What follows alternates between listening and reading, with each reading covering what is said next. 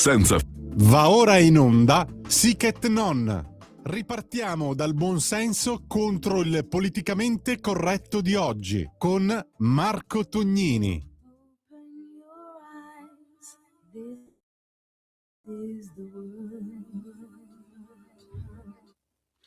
Bene, benvenuti in onda a Sic et Non, cari amici, da Marco Tognini, consueto appuntamento settimanale con la nostra trasmissione per indagare le notizie della settimana, per cercare di capire, di trarre comunque un messaggio poi da proporre a tutti voi, che ovviamente potete intervenire in diretta per commentare, accogliere o respingere le nostre osservazioni. Vi ricordo che potete intervenire in diretta telefonando allo 02 92 94 72 22. Tantissima carne al fuoco dai quotidiani di questa settimana, anche da qualche settimanale.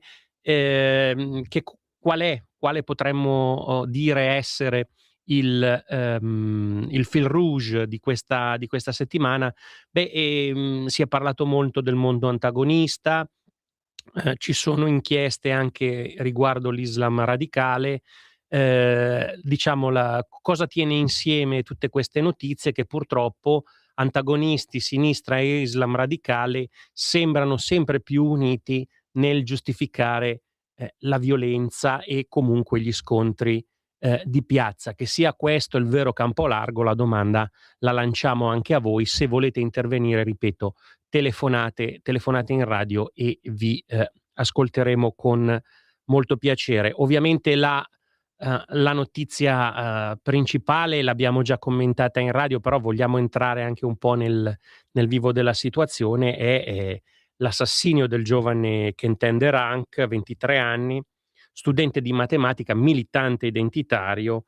Non è solo un fatto di cronaca, ma è un vero e proprio terremoto politico che da Lione ha attraversato la Francia e ha messo sotto pressione ovviamente tutte le certezze della sinistra radicale, di quella che è la France Insoumise, cioè il movimento di sinistra radicale di Mélenchon, che ha sostituito soprattutto nei consensi quello che una volta era il Partito Socialista francese, oggi decisamente minoritario. Inchiesta giudiziaria è in corso, la procura ovviamente annuncia sviluppi. Il dibattito è, credo, soprattutto sul piano politico. Darmanin, il ministro della giustizia, ha parlato senza ambiguità, parlando di estrema sinistra che uccide e denunciando una compiacenza della France Insoumise verso la violenza politica. D'altronde è stato proprio Mélenchon, Jean-Luc Mélenchon, durante un comizio a Montpellier, a parlare, diciamo, di una narrazione per cui insomma alla fine, riunione dopo riunione, sarebbe stata proprio la sinistra radicale ad essere attaccata. Ma è qui che il discorso cambia, perché al di là delle responsabilità penali che spetterà alla magistratura accertare, il problema è e resta politico e ideologico, ideale.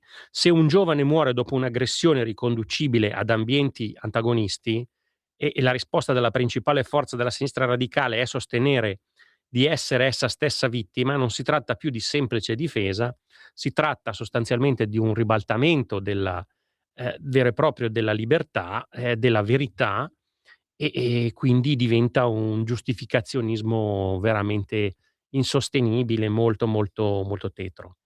Anche Macron comunque ha attaccato questa situazione, ha ricordato le espressioni anche antisemite di La France Insoumise. Mélenchon ha reagito accusando il presidente di calunnia. Comunque la notizia poi di questa settimana è stato quel sondaggio lanciato dalle Figaro sul proprio sito. Diceva: i gruppi antifa devono essere considerati organizzazioni terroristiche. Ebbene, questo sondaggio ha già superato le 100.000 risposte, con un 94% di sì, un dato che va letto al di là della formula. Indica evidentemente un sentimento diffuso di rottura e di perdita anche verso comunque quella sinistra, quel mondo militante, insomma, ecco. Ehm si parla molto di questa jeune garde antifascista, di questa giovane guardia, andando a riprendere ovviamente la giovane guardia napoleonica, ma qui insomma gli obiettivi e anche i personaggi sono decisamente diversi. Sta di fatto che comunque, secondo la ricostruzione del Collectif Nemesis, che sono quelle militanti femministe, diciamo identitarie, che appunto stavano manifestando contro la saldatura un po' del mondo islamico e del mondo di sinistra, che hanno ricostruito poi l'attacco a questo ragazzo e comunque ai militanti identitari. Tra i nomi circolati comunque è quello di Jacques-Élie Favreau, che è collaboratore, assistente parlamentare diciamo, del deputato Raphaël Arnaud. Personaggio tra l'altro conosciuto in Italia, ma, abbiamo anche altri articoli, ve ne parleremo. Una circostanza che da sola dimostra l'intreccio tra ambienti parlamentari e militanza antagonista. Ma sono le parole del professor Fabrice Balanche a chiarire qual è il vero clima che si respira all'Università di Lione, quando afferma che Quentin è morto perché si opponeva al progetto di distruzione de facto dell'università portato avanti dal mondo antagonista. Occupazioni, pressioni, campagne di intimidazione contro docenti considerati non allineati, contestazioni sistematiche di conferenze e interventi pubblici. Lo abbiamo visto anche nel nostro paese già da anni, da tempo, insomma, nei dibattiti delle università certe persone sembrano non avere più il diritto di parola. È accaduto a tanti autorevoli commentatori, dal ministro Roccella diciamo a diversi giornalisti, Daniele Capezzone. Ricordiamo un precedente estremamente illustre, quello di Papa Ratzinger, insomma, che, in un'università tra l'altro fondata de facto, dalla Chiesa, proprio lui, professore universitario tra l'altro, prima ancora che pontefice, non ha avuto licenza di poter parlare, tra l'altro, del rapporto tra fede e ragione. Insomma, ecco, queste sono un po' le situazioni. Balanche, vi dicevo che è docente di geopolitica, nell'aprile scorso era stato preso di mira da questi ambienti antagonisti, antifascisti, con affissioni e minacce che lo dipingevano come diciamo bersaglio, come un obiettivo politico.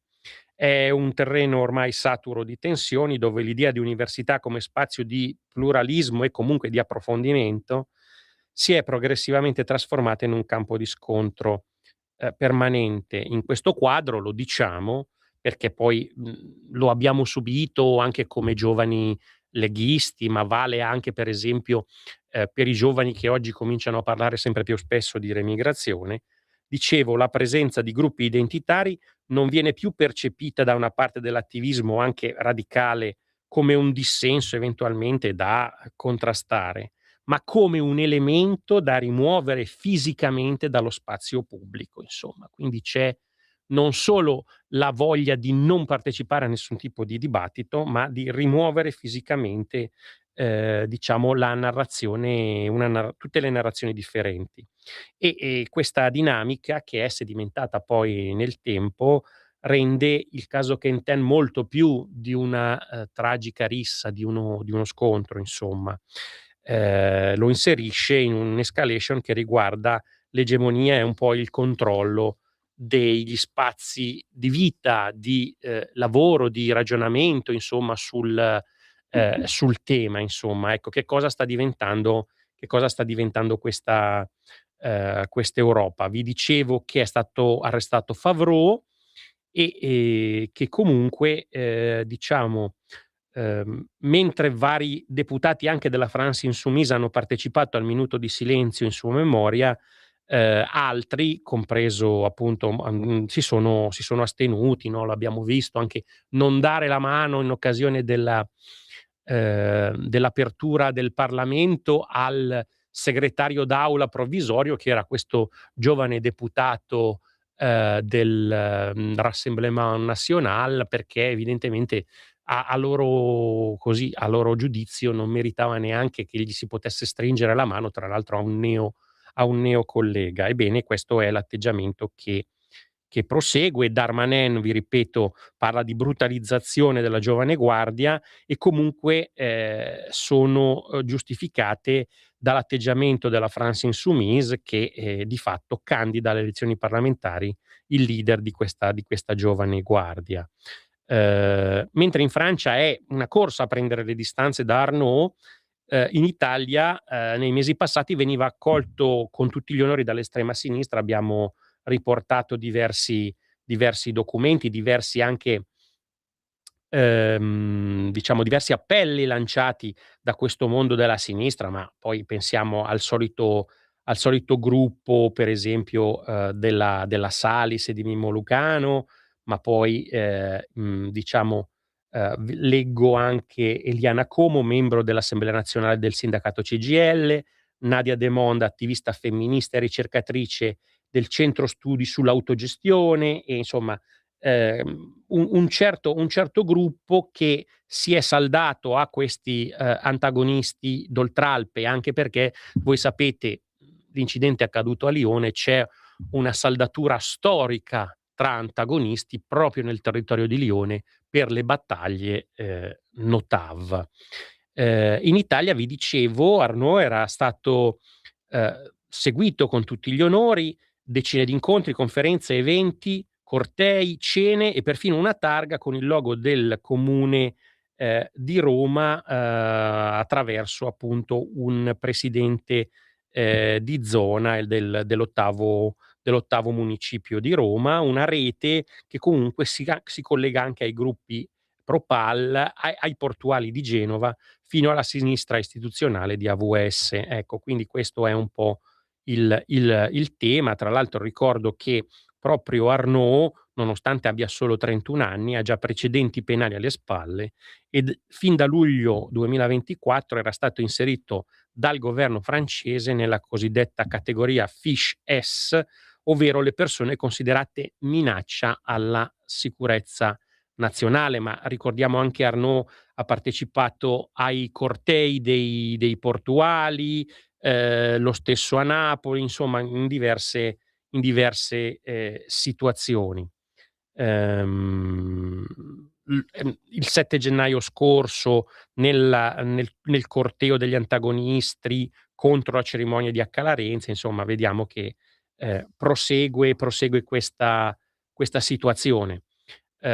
Un sistema quindi, un sistema che spesso e volentieri ha goduto di protezioni politiche, perché poi i gruppi organizzati fanno gola perché intervengono, perché sono attivi, proprio mentre magari il cittadino comune, la maggioranza silenziosa, magari anche un po' schifata e giustamente, si astiene dall'agone elettorale, ma in questo fa un grave errore perché poi lascia fisicamente più spazio a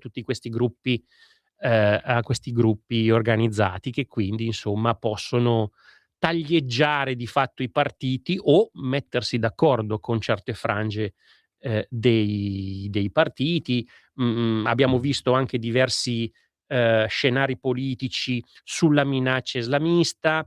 C'è stato uno scoop del giornale riguardo ai contatti tra Annun e il suo vice, per esempio, con alcuni esponenti del mondo 5 Stelle. Si è fatto il nome anche di Alessandro Di Battista. Però tra questi legami così tra sinistra e violenza, ma anche tra antagonisti e Islam radicale, ci sono alcune interviste molto interessanti. La prima che vi voglio diciamo di cui vi voglio leggere qualche estratto è quella di lunedì al ministro Piantedosi, dove insomma dà delle secondo me delle risposte molto interessanti.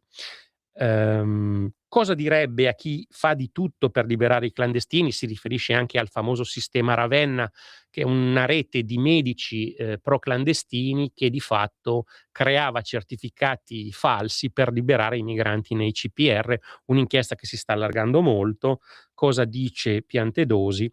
Chi ha favorito la liberazione di un irregolare considerato pericoloso porta su di sé una corresponsabilità etica dei reati che poi dovessero essere commessi dal soggetto in questione. Esempio, A Milano un criminale è stato liberato da un centro per i rimpatri grazie ad un certificato che attestava un problema urologico. Una indisposizione che una volta a piede libero non gli ha impedito di stuprare e uccidere una povera ragazza. E ancora, la minaccia anarchica, da sinistra arriva una nuova narrazione. Viminale e polizia conoscono gli anarchici violenti uno ad uno, ma non vogliono intervenire per poter calare provvedimenti straordinari sull'ordine pubblico. Al di là del clima di incontro e informazione che ci ricorda davvero gli anni 70, cosa c'è di vero in queste ricostruzioni? Ha risposto il ministro, è un'illazione che si commenta da sé. Se rappresentata con convinzione è la riprova della pochezza di chi la sostiene e non merita particolari risposte. Più in generale è un'offesa all'onestà intellettuale non del ministro o del governo, ma della professionalità e dell'impegno di migliaia di appartenenti alle forze dell'ordine che dedicano il loro lavoro a combattere comportamenti violenti e rischiosi per la cittadinanza. Credo che sia uno dei tanti escamotage per assolvere i delinquenti da parte di chi ha difficoltà a prenderne le distanze. Altra domanda molto interessante: la violenza antagonista si è ormai saldata con l'islamismo estremista nel nome di Annun e dell'imam di Torino.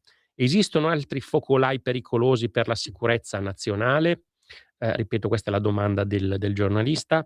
La saldatura tra queste due forme di illegalità e di violenza si fonda già adesso sull'unico obiettivo di contrapporsi ai valori consolidati della nostra società. Questo obiettivo si proietta anche su altri versanti, più in generale su ogni forma di modernizzazione del paese.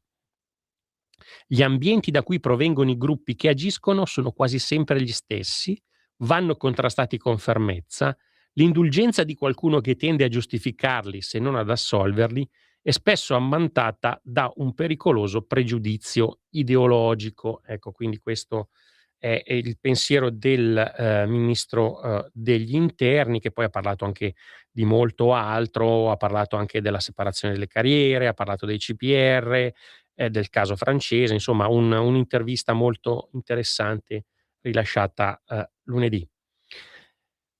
Altro testo molto interessante è l'editoriale di Belpietro su Panorama sui legami, quasi sempre negati, tra sinistra e violenza. Belpietro fa riferimento agli scontri di Torino per lo sgombero del centro sociale a Scatasuna, ma anche agli attentati alla rete ferroviaria di Bologna e Pesaro, con diciamo un rilancio dell'allarme terrorismo. Il ministro della giustizia ha evocato le Brigate Rosse e comunque l'opposizione parla di un ingigantire questi fatti e di fatto però lo spauracchio di un ritorno agli anni di piombo, insomma, sembra una deriva, veramente veramente reale. Non siamo di fronte a una torsione verso un regime illiberale. Il tentativo, dice appunto Belpietro, di proteggere le forze dell'ordine che per aver fatto il proprio dovere ogni volta rischiano di finire sul banco degli imputati, è un provvedimento a tutela di poliziotti e carabinieri affinché possano operare nell'interesse dei cittadini senza restare per anni impigliati nelle maglie di una giustizia lenta e inefficace. Prima di fare, diciamo, di proseguire in questo corsivo, diciamo, interessante di Belpietro, vedo che abbiamo una telefonata, la facciamo passare subito. Pronto, buongiorno, chi sei, da dove chiami? Lisetta, dottor Tognini. Buongiorno. Buongiorno, io cambio argomento se non le dispiace. Prego. Come al solito, un po' più allegro, diciamo. Allora, la Costituzione USA, dottor Tognini, forse lo sa già, è nata in Laguna. Non so se ha sentito. Allora, Sì, la singolare ci sono scoperta delle similitudini, certo, con la Repubblica di Venezia, esatto. certo.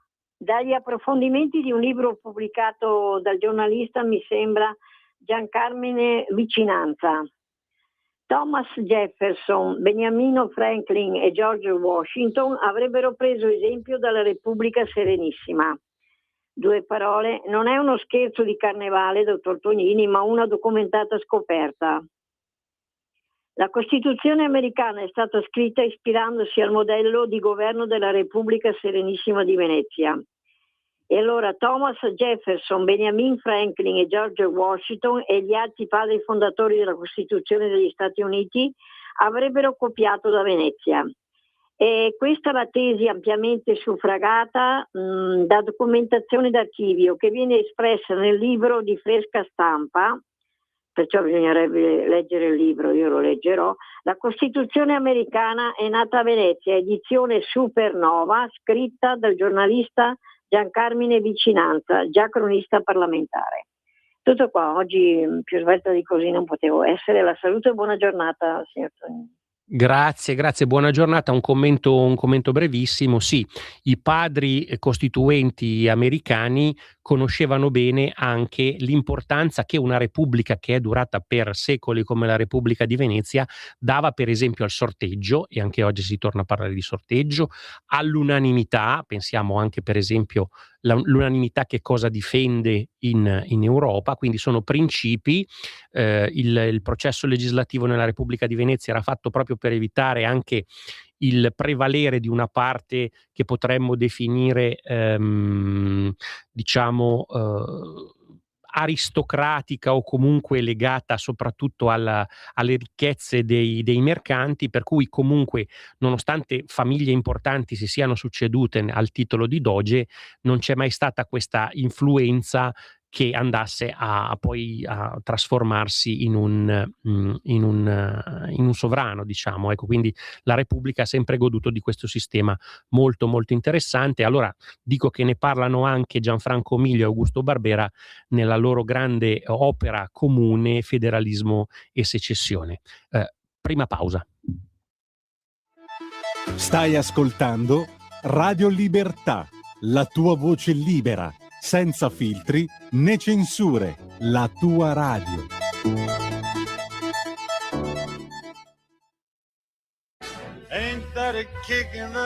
Ascolta i tuoi programmi preferiti, le notizie, la musica che ami e non solo. Con l'app di Radio Libertà puoi interagire con i conduttori, anche quando sei in movimento. Non aspettare, cerca Radio Libertà nello store del tuo smartphone o tablet e scarica l'app gratuitamente. Radio Libertà, tutta la radio con te. Scopri di più su radiolibertà.net. Semplicemente la tua radio. Ehi tu, non trovi più il segnale di Radio Libertà sulla tua radio DAB? Non disperarti, risintonizza. Sì, ma come? È facile, tasto menu, poi scegli il tasto corrispondente alla ricerca automatica dei canali, attendi qualche minuto e tutte le stazioni DAB della tua zona saranno disponibili. Un nuovo modo per sostenere la tua radio. Visita radiolibertà.net. Ti basta un click e potrai versare il tuo contributo volontario direttamente online. Potrai donare con ogni tipo di carta di credito, anche prepagata. Ti aspettiamo online su radiolibertà.net. Sostieni la tua radio con il tuo contributo volontario. Radio Libertà. La tua radio. Diamo voce alla nostra gente. Stai ascoltando Radio Libertà, la tua voce libera, senza filtri né censura. La tua radio. Sic et non di nuovo in onda, 02 92 94 72 22 per intervenire in diretta. Stavamo appunto leggendo dei legami negati tra sinistra e violenza nell'ultimo editoriale del direttore Belpietro, che poi traccia una storia anche molto interessante dei legami delle Brigate Rosse e anche con il mondo intellettuale.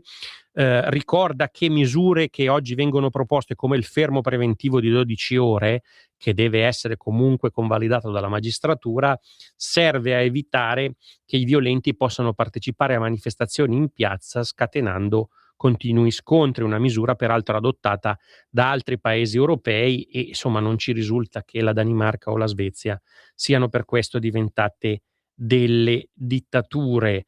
In TV qualche autorevole magistrato avrebbe negato che il terrorismo avesse collegamenti con i movimenti di protesta sorti alla fine degli anni 60, e sempre in un talk show abbiamo sentito la favoletta che le BR nacquero contro il PC e più in generale contro la sinistra, affermazione che ha riportato alla memoria l'aggettivo con cui intellettuali vari e giornalisti da Umberto Eco e Giorgio Bocca per anni definirono le Brigate Rosse, cioè sedicenti, ovvero un'organizzazione dietro cui probabilmente si nascondeva altro, si è parlato sempre di servizi deviati e quant'altro.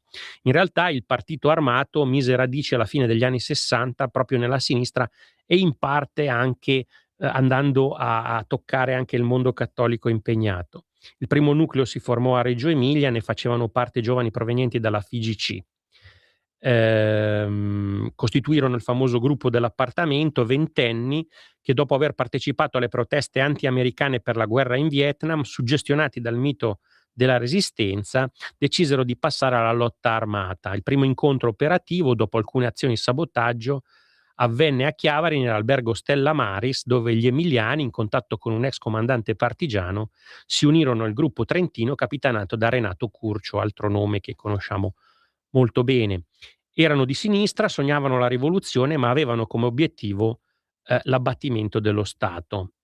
Oltre a negare che quei giovani provenissero dall'area della contestazione, chi sostiene che le BR fossero contro il PC e la sinistra tradizionale racconta una colossale balla. Basta scorrere l'elenco delle vittime per rendersi conto che i brigatisti e i loro epigoni combattevano i servitori dello Stato e gli intellettuali moderati, tantissimi uomini delle forze dell'ordine, magistrati, giornalisti, insomma i nomi sono famosi: Tobagi, Casalegno, lo stesso Montanelli venne più volte fatto bersaglio, Vittorio Bruno, Emilio Rossi, insomma. Si dice comunque che i brigatisti fossero nemici del PC e si cita la vicenda di Guido Rossa, il sindacalista della CGIL ucciso a Genova dalle BR, però ci si dimenticano 2 o 3 cose. La prima è che l'operaio dell'Italsider fu assassinato nel 79, cioè almeno 10 anni dopo la nascita del partito armato. La seconda è che Guido Rossa è rimasto colpito per aver denunciato il postino dell'organizzazione, ovvero colui che distribuiva nei reparti dell'acciaieria genovese i comunicati delle BR. Dopo una drammatica riunione del consiglio di fabbrica, i compagni di Rossa, ossia esponenti della CGIL e del PC, rifiutarono di firmare la denuncia e l'operaio fu lasciato solo a sottoscriverla, esposto a rischio di una rappresaglia, come poi capitò. Quindi insomma questo è un po' il discorso. Cerchiamo quindi di dare valenza, ecco, alla storia e anche alla cronaca, evitando di nascondere chi sono quelli che oggi lanciano Molotov e Sanpietrini e feriscono i poliziotti con il martello. Ecco, questa è un po' la voce del direttore Belpietro. C'è un'intervista interessante oggi, sentiamo diverse opinioni. E l'intervista a chi è? È a Andrea Ballarati, che ho tra l'altro conosciuto personalmente, un ragazzo per bene, molto, molto serio, che difende le sue idee, le espone, argomenta, ascolta, quindi una persona sicuramente non un invasato. Andrea Ballarati è l'organizzatore del Remigration Summit che si tenne poi lo scorso anno a Gallarate. Mandano a processo le mie idee sui migranti, ormai siamo al reato d'opinione, in Italia c'è accanimento, ma faremo altri convegni. La domanda è: c'è il rischio di arrivare al reato di opinione? Più che il rischio, dice Ballarati, siamo alla certezza conclamata. In Italia ormai bisogna stare attenti a quello che si dice, c'è una parte politica che attraverso le proprie associazioni porta avanti una caccia alle streghe contro chi si esprime in un modo che a loro non piace. C'è un clima sostanzialmente di terrorismo legale. Andrea Ballarati, organizzatore del summit, interviene dopo il rinvio a giudizio per discriminazione razziale, incitamento all'odio.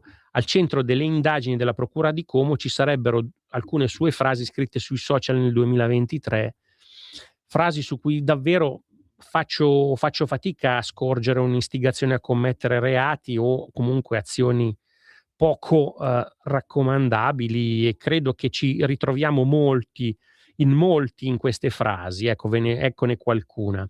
Le bande di migranti mai integrate che ora governano le nostre città sono la prova del fallimento del progetto multiculturale. E ancora: invitiamo i veri italiani a ribellarsi, è il momento di scegliere da che parte stare. Ancora: Francia, Svezia, Germania, Paesi Bassi, Belgio e molti altri paesi sono ormai sul punto di essere composti in gran parte da migranti. È giunto il momento di reagire, non c'è più tempo, una sola parola: agire. Ecco.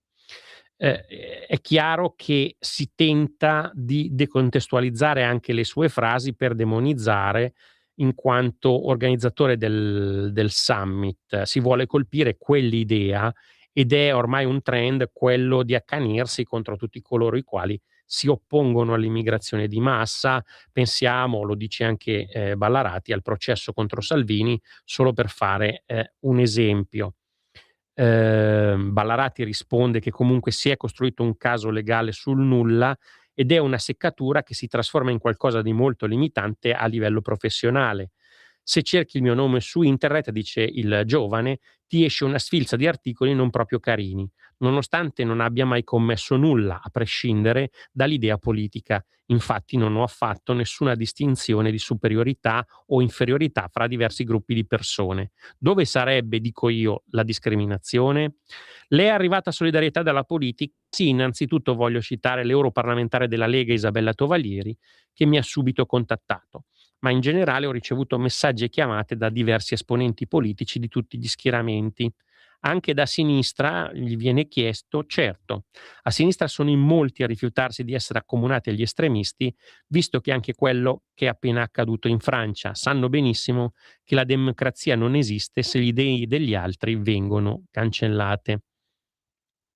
Come si muoverà ora? Compiuto il primo passo, ovvero quello di rendere popolare il tema della remigrazione, il prossimo compito che abbiamo è quello di assicurarci che non venga snaturato. No a letture becere e riduttive, no anche a limitazioni in senso opposto, cioè che la remigrazione debba riguardare solo i criminali. Come giovani identitari siamo stati i primi a porre la domanda: remigrazione sì o no? Adesso dobbiamo passare al come.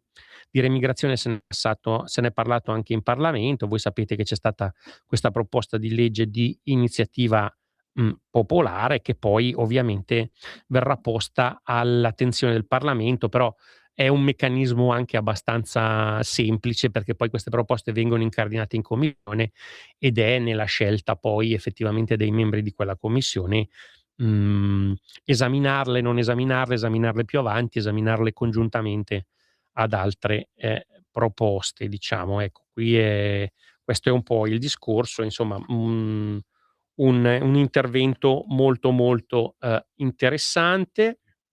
Del sistema Ravenna abbiamo parlato. Diciamo che questa inchiesta per liberare i migranti nei CPR con certificati falsi si sta allargando a macchia d'olio. Si parla di un'estrazione di dati che va da maggio 2024 a gennaio di quest'anno. Non si è quindi davanti a casi isolati, bensì ad un ipotetico sistema che avrebbe reiterato il reato in modo consapevole e soprattutto coordinato. Diciamo che ci sono già numerose interrogazioni parlamentari. La prima è della senatrice della Lega Elena Murelli, parla di fatto gravissimo e surreale. Faremo un'interrogazione al Ministero della Salute per fare luce sulla vicenda e valutare l'invio di ispettori. Se è vero che ci sono stati medici che hanno rilasciato certificazioni false aggirando le decisioni dell'autorità giudiziaria, impedendo così l'allontanamento di soggetti pericolosi, saranno necessari opportuni provvedimenti. Mettere a rischio la sicurezza della nazione favorendo l'immigrazione clandestina non è compatibile coi principi dell'etica e della professione medica. Se qualcuno ha sbagliato, dovrà essere radiato. Diciamo che poi i certificati falsi, credo, è mia opinione, che insomma in questo paese siano un malcostume che non riguarda solo l'immigrazione, e non sono una cosa, diciamo, recente. Ecco, il presidente dell'Emilia Romagna De Pasquale ovviamente si è dichiarato subito vicino ai medici e non alla procura. Si parla di mobilitazioni della rete antagonista, però di fatto questa situazione è un punto aperto, insomma, su quella che è poi un vero e proprio sistema per continuare questo continuo accesso di clandestini nel nostro paese. Infine, vi dicevo, si è parlato molto di questa saldatura tra il mondo antagonista, ma anche la sinistra, diciamo, in giacca e cravatta, e il mondo islamico. Abbiamo visto questo scoop del giornale, soprattutto sui grillini. C'è un'intercettazione tra Ijazi, cioè il vice di Annun, e l'ex deputato Davide Tripiedi, in cui si dice che Annun vorrebbe partire con 1,5 milioni di euro che ha già raccolto, bloccati in un fondo. Si parla di far passare questi soldi anche tramite la Farnesina. Si potrebbe sentire Di Battista e quant'altro. Insomma, c'è un po' una cupola del mondo islamista, e però non si sa poi questi fondi, questi soldi che fine effettivamente abbiano fatto, e se siano andati a diciamo, a una semplice aiuto, per esempio, dei bambini di Gaza, come viene spesso detto, oppure sono andati a finanziare tutte quelle reti insurrezionali guidate da Hamas. Ecco, questo è un po' il discorso. Ehm, diciamo, sulla Manigiazi confida poi la propria strategia. Ci sono delle intercettazioni per trovare sponde italiane alla causa.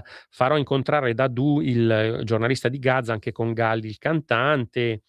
Si parla di interventi, insomma, a caccia di accordi anche nella villa di Grillo. Insomma, verificheremo questa situazione, sulla quale peraltro né Giuseppe Conte né Elly Schlein ancora una volta hanno voluto dire mezza parola. Vi parlo infine, sempre per parlare di questa penetrazione islamica, in un bello scoop di Eugenia Fiore su Panorama riguardo ai lobbisti islamici. Voi sapete che a Bruxelles ha sede ormai da diverso tempo l'Organizzazione della Cooperazione Islamica, che con discrezione si muove nei palazzi del potere europeo per definire che cosa si può dire o no sui musulmani. Rappresenta 57 stati, è l'unico attore intergovernativo del mondo musulmano, perché il mondo musulmano è estremamente comunque frammentato. Questa delegazione dell'Organizzazione della Cooperazione Islamica, OEC, esiste, è a Bruxelles, a pochi passi dai palazzi del potere europeo, in Rue du Trône. Rue du Trône è tra l'altro una via che va molto importante di Bruxelles, che va dalla periferia ma arriva fino sostanzialmente al Palazzo Reale di Bruxelles, che passa vicinissimo al Parlamento europeo. Una strada che conosco, anche perché ci ho abitato molto vicino, insomma, per quasi 8 anni, insomma, ecco. Quindi sono all'interno, nel cuore, diciamo, anche di quello che è il quartiere europeo. Questa organizzazione nasce e comunque comincia ad agire nel 90, quando riunisce al Cairo i ministri degli esteri dei Paesi membri, e di fatto esce una dichiarazione sui diritti umani nell'Islam, che detta così fa un po' ridere, però è un documento ufficiale che fissa di fatto le basi ideologiche di questa organizzazione. Il testo chiarisce che diritti e prerogative individuali dipendono comunque, sempre e comunque, dalla Sharia, assunta come unica fonte di riferimento, ed è così che la libertà di espressione non è un principio incondizionato, ma deve rientrare nei limiti della legge islamica senza offendere i valori islamici. Di fatto una imposizione opposta a quella della Dichiarazione Universale del 48, che invece sancisce libertà valide per tutti e indipendenti da ogni regola confessionale. Al contrario, nell'impianto delle OIC tali prerogative dipendono dalla legge, appunto, islamica, ed è un'azione che continua a influenzare l'azione internazionale. Questi documenti ufficiali negli anni hanno cercato comunque di intervenire sul processo legislativo europeo. Oggi sappiamo che hanno concentrato l'attenzione sul ruolo dei media, non più come semplici osservatori, ma di fatto come attori da correggere. Nei report e nelle dichiarazioni ufficiali, poi portate nelle commissioni dell'Unione Europea, ricorrono formule come narrazioni negative, stereotipi e responsabilità dei mezzi di informazione. A riscontro, in effetti, nelle istituzioni europee, nell'ambito del famoso Anti-Racism Action Plan. La Commissione europea ha rafforzato il ruolo del coordinatore contro l'odio antimusulmano e destinato diversi milioni di euro a programmi specifici. Alcuni progetti risultano associati a finanziamenti superiori ai 3 milioni, mentre altre sovvenzioni legate all'Islam e alla lotta all'islamofobia hanno acceso un confronto politico. Ecco, islamofobia. Secondo questa impostazione, una parte delle ostilità percepite nascerebbe non da atti violenti, che noi verifichiamo, insomma, nelle nostre città, ma da un racconto mediatico legato all'Islam. Racconti di cronaca ed analisi politiche vengono lette come forme di ostilità verso i musulmani. Pensiamo per esempio anche alla censura di fatto che è stata data alle violenze degli immigrati musulmani nel Regno Unito, insomma, no? Non si è parlato per molto tempo degli stupri di Rotterdam e di queste situazioni ormai purtroppo divenute tristemente famose. Nei testi dell'OIC si chiede ai media di rivedere il linguaggio in nome del rispetto, una censura indiretta che ridisegna i confini dell'informazione. Insomma, signori, è un vero e proprio arretramento culturale. Se i diritti sono subordinati alla Sharia, anche la libertà di espressione non può essere assoluta, e nel mondo occidentale questa visione non arriva quindi sotto forma di una legge che può essere contrastata, ma quasi come una pressione culturale, una richiesta di autocontrollo e delegittimazione preventiva della critica, no? E questo è proprio quel pensiero woke che noi, insomma, vediamo sempre più presente. Nel dibattito pubblico abbiamo visto che anche il termine islamista viene sempre più spesso sostituito da forme neutre o tecniche, e in certi contesti critici viene proprio eliminato, insomma. Categorie elaborate a livello europeo, il linguaggio dell'odio, le narrazioni, la responsabilità dei media, vengono gradualmente recepite nel discorso politico e sociale, ed ecco che ci scopriamo ogni giorno più islamofobi, ma non perché l'odio sia aumentato, ma perché sia ristretto lo spazio delle parole consentite. Ecco, questa è la riflessione finale che ci sentiamo, insomma, di condividere a fronte della situazione ormai decisamente grave. Io vi ringrazio per avermi ascoltato, vi do appuntamento alla prossima settimana sempre con Sic et Non, e buon ascolto sulle frequenze di Radio Libertà. Avete ascoltato